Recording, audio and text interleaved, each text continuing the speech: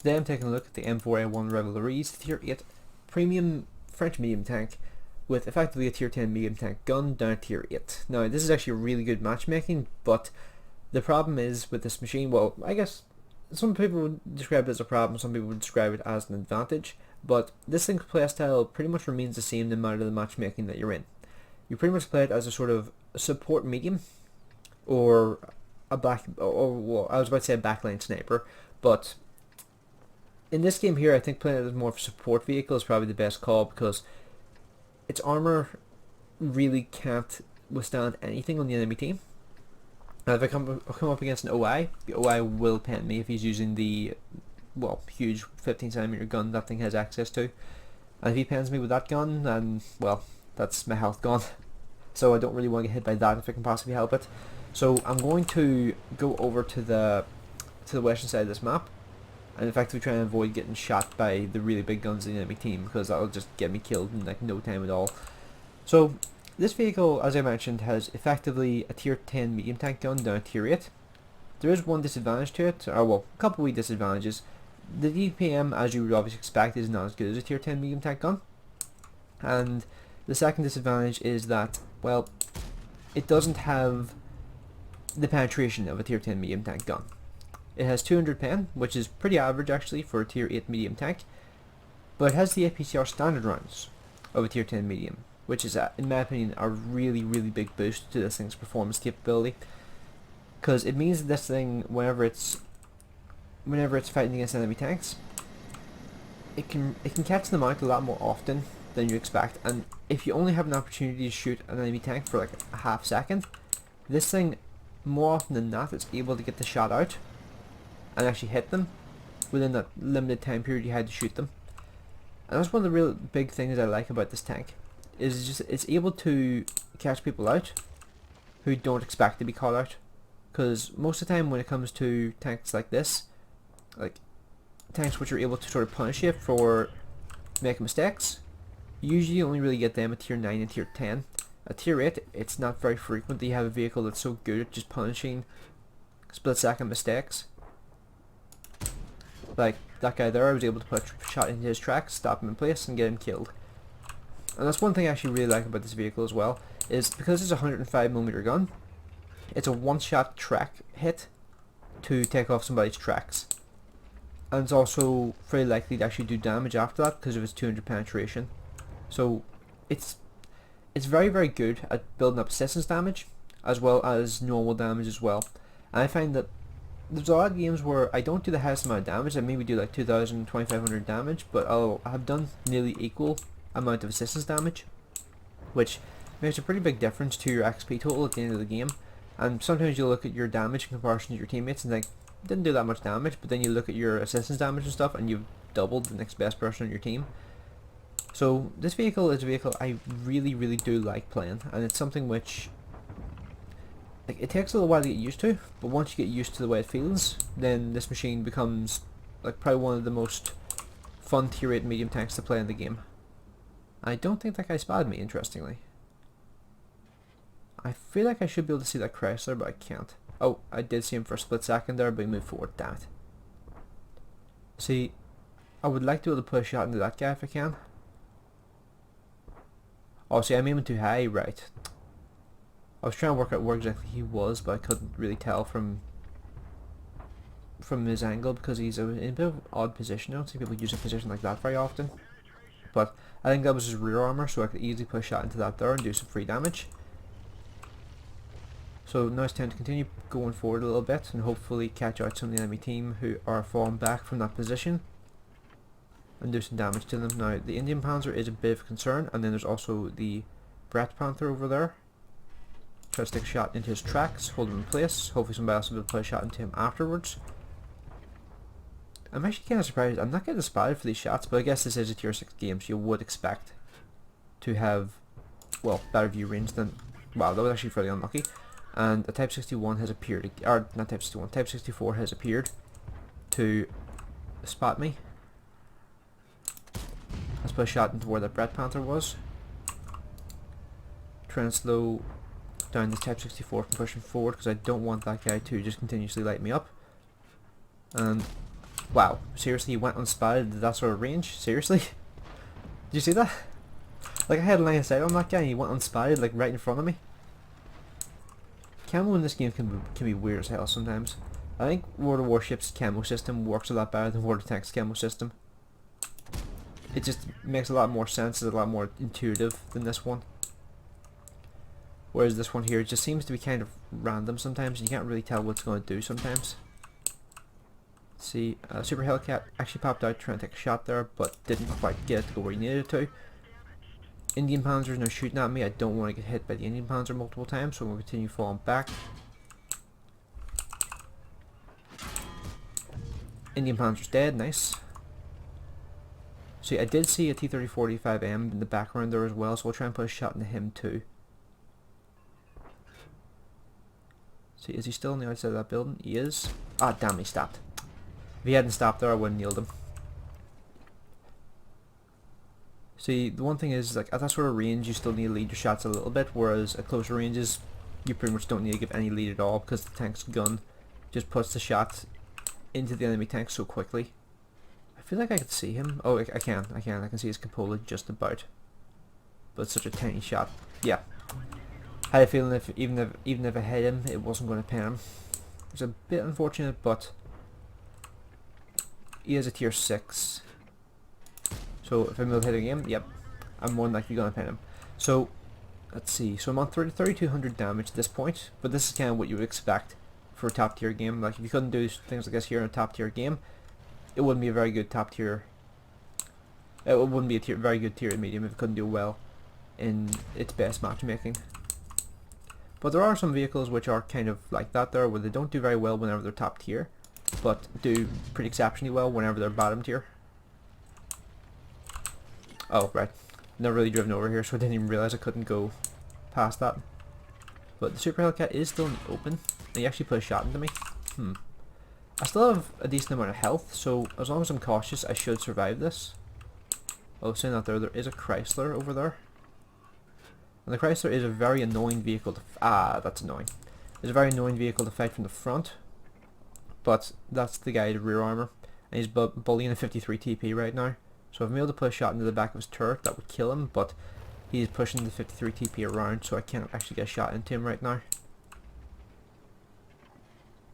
And the Chrysler's dead. Nice. Okay, so the Type 64 was last spotted over there, pretty much. And he has spotted me again. If he fires his gun, he will get spotted. And yeah, there he is. And I don't know why I did that, but I held my fire for a split second and I shouldn't have. If I just fired, I would have hit that guy and probably would have killed him. It's a light tank, I'm going to overmatch him. So all I have to do is hit him and he's dead. Simple as that. But for some reason I hesitated for a second. Shouldn't have did that. That was a bit dumb. But the KV-2R is getting close to where the Type 64 is. And Type 64 will probably have to make a break for it here in a second, because he's getting, well, pincered. And if you wonder why I didn't bother moving forward, it's because I have potentially a shot on him if he tries to run, but the E25 is more than likely going to kill him, and there's him gone. So that was a fairly passive game for here at medium tank, but this vehicle is very, very good at this sort of thing. Just sort of taking advantage of opportunities that it has, and just dealing out a shit ton of damage. Now, it does mean that a lot of time you potentially aren't spotting for yourself, but with my setup, I have an over 450 meter view range, and that means that, and because I have an over 450 meter view range, it means that oftentimes I am actually still spotting for myself, even though I wouldn't potentially be expecting to. And you can see here that was 1020 base XP, and most of my damage was done from over 300 meters. So that was a pretty decent game for the most part, and I fired 18 shots, 11 hits and 9 penetrations, so pretty solid overall.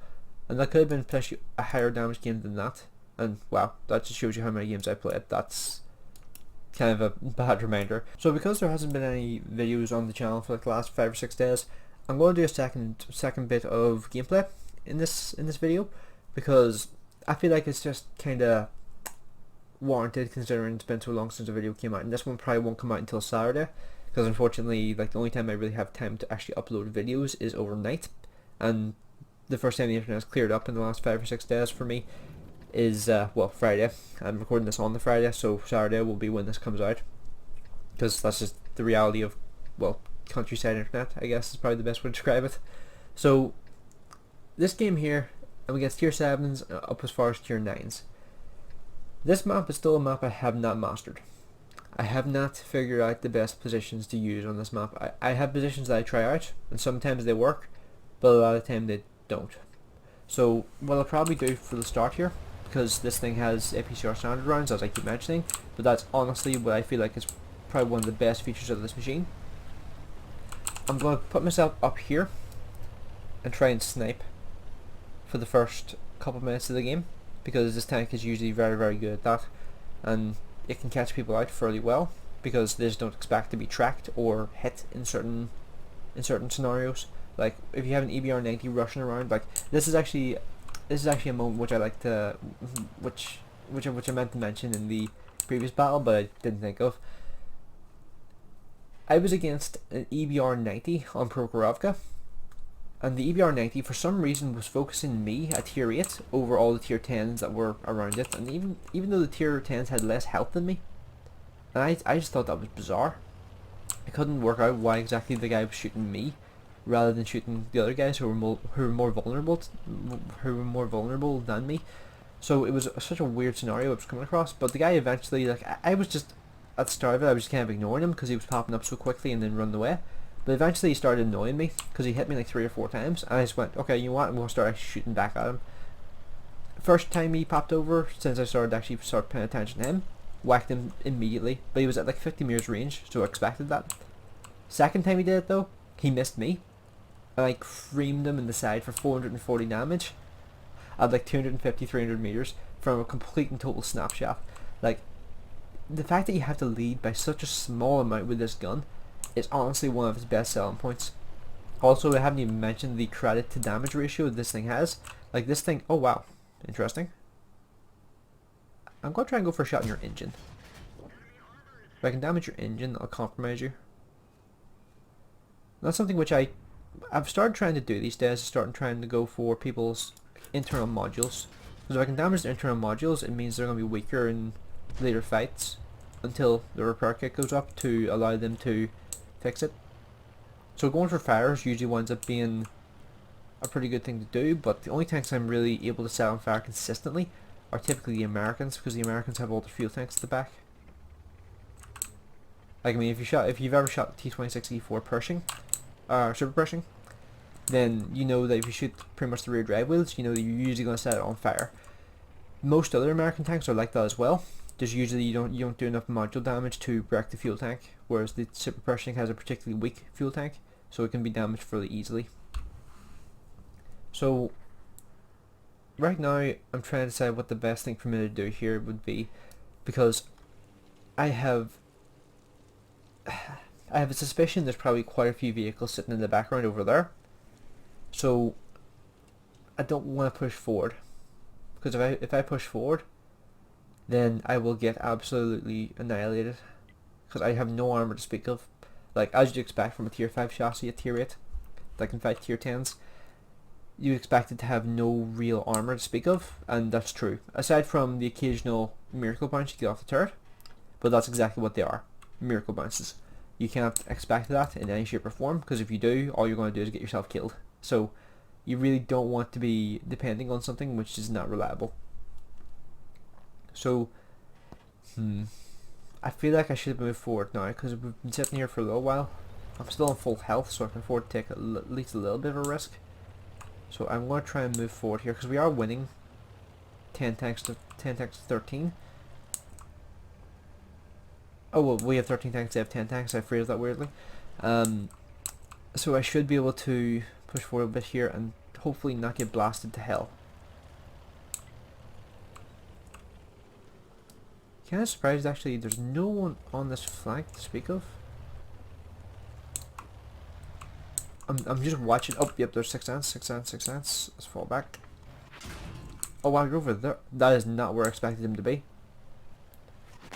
That's where I expected him to be, and that was exactly what I was hoping not to get hit by.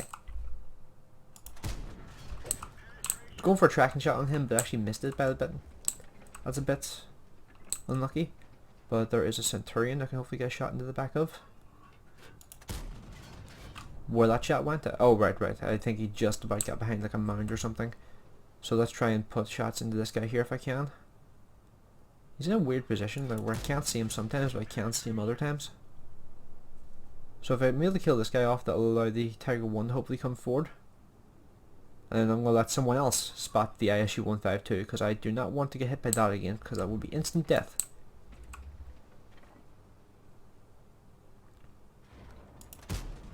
And there's a Centurion dealt with. See, this tank here, like a lot of people will find this sort of playstyle really boring, and usually I wouldn't really make videos on tanks that are kind of this sort of playstyle because it's not very exciting to watch, and it's not really that sort of what's the word? It's not really that entertaining in the long run, but it is consistent, and I do think it is a good playstyle to have because it does make the tank predictable, and having a predictable tank is always nice to have. Because that way you know what you have to do in every single game. Whereas if you're playing a heavy tank and you're against, say, I don't know, like just trying to think of a vehicle off the top of my head. I'm actually gonna go for you. Oh damn it! You moved forward. Just I thought as soon as he got spotted there, he would immediately fall back, but he didn't. That actually kind of threw me off there. I didn't expect him to do that. Oh wow! He actually got tracked there, and that actually allowed my shot to hit. So I actually didn't get. Well, I got punished to an extent for that balls up, but didn't get punished quite as hard as I expected to. Let's see, that Super Hellcat is probably sitting right there. I feel like that shot may have actually hit too, because he didn't. I didn't see like a shot explode in the background, so I think that shot may have actually connected. But I just looked at that T-29 for a second there and just went, wait, he lost a lot of health. Has he been poking out to like try and spot this guy? And just getting cream bam, because I think he might have been. And I think my shot actually did hit him too, because he's now on 405 health rather than being on 800 like he was before. Although that could be down to the T-29 potentially putting shots into him. But this guy here I think will probably have to run in a minute, or he'll just be killed by, well, our Super Hellcat, and that's the end of that one. So not a very exciting game, but this tank is consistent. Like, it's able to play like a sort of mid to long range sniper role very effectively, and if you need to, it can just roll up to close range and take some hits if it needs to. Like, I was a bit caught off guard by the ISU 152 sitting up there. I'm not gonna lie, I kind of expected him to be on the other flank, like supporting the T95, but he wasn't. But wow, that Emil 2 had an absolute monster of a game. Look at that, 5,111 damage, 1331 base XP. That was a monster of a game. That guy carried that game like to like no end there. But this vehicle here, I really do like it. It is a vehicle I can do consistently well in, and you might be looking at the profitability of this thing and thinking like maybe it's not the best, but in terms of its damage per shell cost ratio, I think it's one of the best in the game, because it does 580 damage. Or no, sorry, it does 390 damage for each 580 credit shell. So this thing has a very good damage to cost ratio. And I will say as well that it really shows my confidence in a vehicle if I'm not using any gold rounds at all in it. And I've been running this tank like that for, I think, probably over a year now, where I just haven't carried gold rounds in this thing, because I just found I never used them. So I just took them out and replaced them with some more HE rounds. And it works perfectly like this. So I find that this tank is a vehicle I just enjoy in general, and it's like the Lance & C in some ways, that it can handle itself really well whenever it's bottom tier, but at the same time it's not like the Lance & C, because its playstyle, while it may stay the same whenever you're bottom tier or wherever you're top tier, it just doesn't, what's the word, it just doesn't have the same sort of playstyle as the Lance. The Lance has the mobility and has a rate of fire to catch people out no matter what matchmaking it's in, whereas this thing here doesn't have that same flexibility, but its playstyle is always going to be roughly around about the same thing. It just takes a little while to adapt to if you do end up getting one of these things.